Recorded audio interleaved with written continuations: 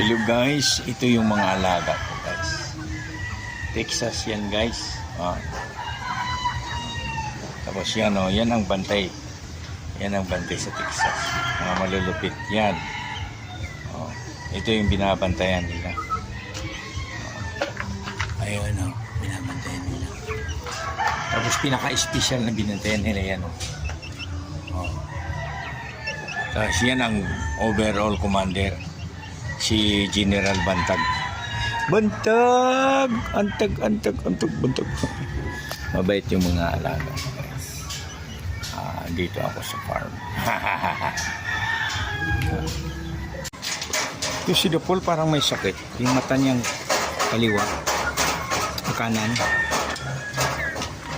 Pinipikit-pikit niya.